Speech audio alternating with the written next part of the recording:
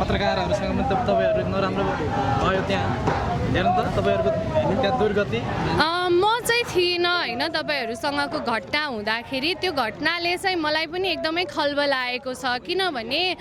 media भनेको पनि नागरिककै एउटा पाटो हो जस्तो लाग्छ होइन तर त्यहाँ किन त्यसरी मिडियाले आक्रमण गर्यो या के भयो घटनाक्रम मलाई थाहा छैन तर पछिबाट भिडियो हेर्दाखेरि चाहिँ मिडियाले एउटा अभियन्तालाई घेरेर ठोक ठोक ठोक भनेको चाहिँ एकदमै आपत्तिजनक लागेको छ मलाई होइन त्यो गर्न नहुने कार्य थियो अब यसलाई चाहिँ त्यो ठोक ठोक भन्ने मिडियालाई चाहिँ म बालेनको मिडिया सेना हो कि भन्ने प्रश्न गर्न पनि बाध्य छु उसै पनि सातो हराएको मान्छे त्यसमाथि ठोक ठोक भनेपछि त अब सातो हराएको नहराएको भन्दा पनि प्रहरीले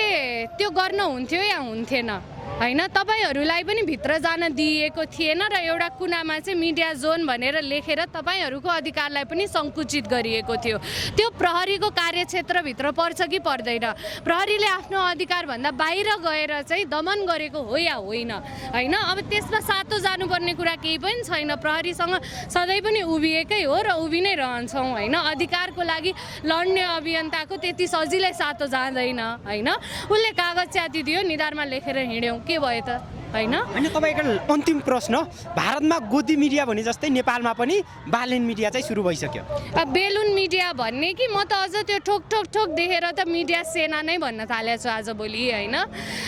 बेलुन मिडिया पनि होला नेतापट्टि मिडिया सेना नै छन् जस्तो लाग्छ किनभने सडकमा आएको अभियन्तालाई चाहिँ घेरेर ठोक ठोक भन्ने होइन उत्तेजित बनाउने खालका प्रश्न सोध्ने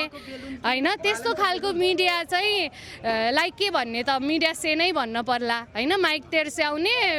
त्यसैले ठोक्न खोज्नेलाई अब मिडिया सेनै भन्छु म चाहिँ थ्याङ्क यू सो मच